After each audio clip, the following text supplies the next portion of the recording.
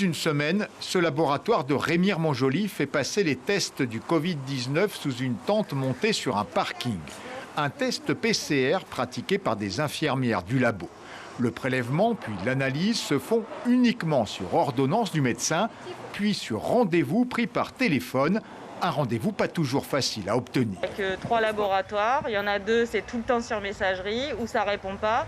Quand on se déplace, on nous dit non, il faut appeler. Mais quand on dit j'appelle, il n'y a personne qui décroche. On dit il faut réessayer. J'ai eu un seul labo qui m'a donné un rendez-vous. Il y a plus d'une semaine d'attente. Ce laboratoire fait 30 à 40 tests par jour. Une infirmière a été recrutée et une deuxième tente montée pour augmenter la cadence. Mais le laboratoire peine à trouver du personnel. On prend des rendez-vous tous les quarts d'heure pratiquement.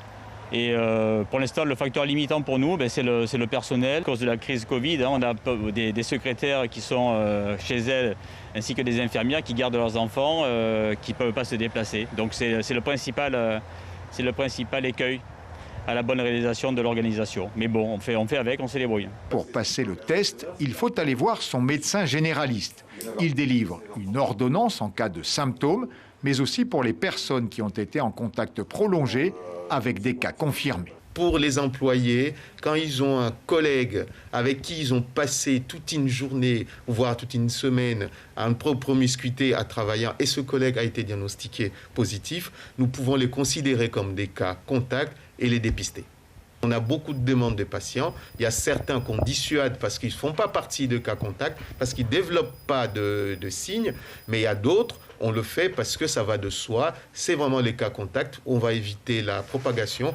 Ou alors d'autres qui ont des signes avérés où la discussion ne se pose pas. À l'Agence régionale de santé, on va plus loin dans l'enquête.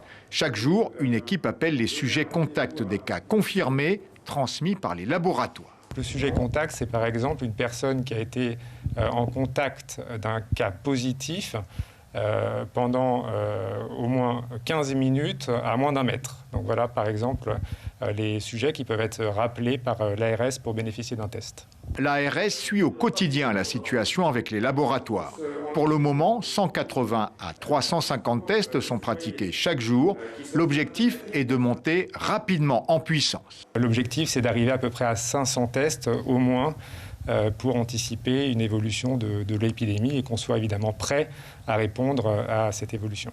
Après une situation tendue sur les réactifs et les écouvillons pour les tests, la Guyane dispose désormais de près d'1 mois de stock. Reste à trouver le personnel pour faire face. Des laborantins et des infirmières doivent arriver bientôt parmi les renforts venus de l'Hexagone. Suivez l'info sur Guyana Première, télé, radio et Internet.